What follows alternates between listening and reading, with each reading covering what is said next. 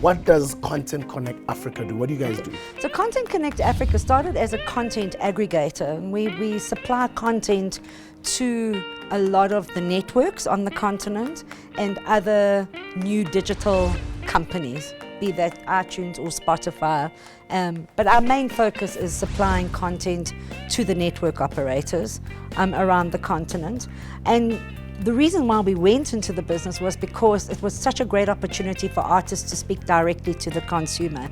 As you know, within Africa, there are over 800 million cell phones, and everybody has a SIM card, and everybody in Africa, we love music and soccer, don't we? Yeah. It was a great opportunity, instead of having all these middle people, that you could actually speak directly to the consumer. How do you guys exactly help artists make money off of their IP? Well, the exciting part of it is that you can come in as an artist, as we have numbers of artists who come in. We assist them with the recording, or they record themselves. The business is open. It's a model that is open. You can either come and say, if there's a team, I have a fantastic team that think that there's a great artist, we will then invest money in that artist if they can't afford to record their own album, and we will always give a fair deal. And we never share, we always share nothing less than 50-50 with the artist, which is groundbreaking in its own right. So let me get it correctly. So you guys act as a role of a record company? Yeah. Okay. But we don't do albums, and we don't do that. We do tracks, so we give artists opportunities. But we also then do a lot of, we assist a lot of already existing labels. We work with Respect Music, we work with Gallo Music, Gallo Record Company.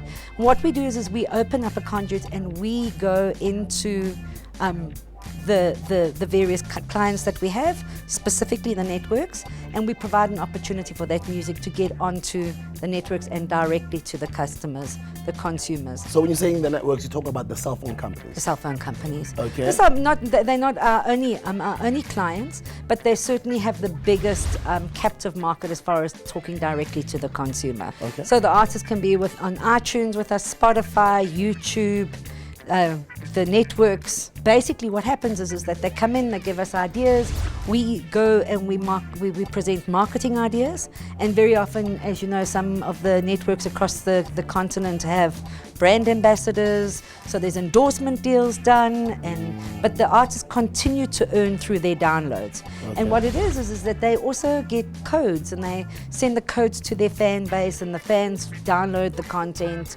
and so this is this direct opportunity for people to download music, whether you're an up-and-coming emerging artist or an established artist. And I think that CCA has created this environment that it doesn't matter where you are on the spectrum, whether you're an emerging artist or an established artist, we have the means to get your content onto the various platforms, so to speak. We have a great team, and also we have offices, we have a company in Nigeria. We've opened up offices in Ghana. We have offices in Uganda, and what we're encouraging now is for artists to do cross-collaborations. How do you see the industry grow further than where it is right now? Certainly from an artist, composer, and continental perspective. There are more opportunities. Artists have made more money from digital downloads through the networks than they've ever made before. The money flows a lot quicker, because it doesn't go via 2 or 3 different parties. And suddenly you have a sustainable music business. And as much as every artist wants to be on iTunes and Spotify, our continent is a cell phone mobile nation. We are, as a continent, we consume everything, whether it's Facebook or we Google searches, everything's done on our mobile. And why not your music fans suddenly? So if you're an up-and-coming artist, it's been amazing for us. And so what we've done is we've said, well, the music industry is not only about music. And now we've opened up, we've just done a deal where we are getting into performances. So it's crowdsourcing and crowdfunding with a company that we've just done a deal with, beautiful new programmers. So now we're bringing technology and young programmers that you as an artist can decide, will you pledge, if I come and perform here in Joburg and I'm from Nigeria, would you come and see me? And then people will click, and you suddenly have this fan base and says, yes, we will come. And they say, okay, well look, I've got an audience in South Africa, I can go at very little risk. So there's just this amazing bigger business that has been created out of it, all because we all have mobile phones. Yeah. This open world that we've got now is really much about getting our artists to the rest of the world in performances. So we're getting into ticketing, we're getting into staging. We've opened up offices on the rest of the continent. We are looking at developing we've launched a music channel called Viva Nation TV. So we're also doing EPKs, we're getting into back catalogs and doing music channels. And really, it's really, really exciting because over my years, I've kept a lot of content, really stuff that Lucky in Uganda and Mombasa at the Royal Albert Hall, where there's been a lot of stuff. So we're going to expose that through. So we started a TV, which is really for mobile TV. We're getting into mobile TV. So it's very much a broader entertainment. Our strategy is a broader entertainment business than just music, but continue to provide a sustainable entertainment industry.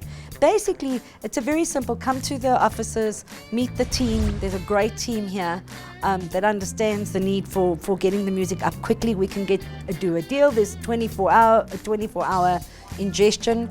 And then what we do is we go to our partners and they will push and advise everybody through social media and marketing that the content is now available. Lovely, and I'd like for you to give advice to aspiring artists and musicians and record company owners out there, entrepreneurs in the music space. What would you like to say if you were to give them an advice? I would really like to say that this is the business for independents and young entrepreneurs. You don't need to be scared by the old way of doing business where Sbu and all of us have had the experience where artists have had to go and really hustle to try and get a record deal. You can do this on your own, and we're here to give you advice, and that is really your opportunity. And we can see this as examples right across the continent. You can become rich and be a millionaire just by selling one track.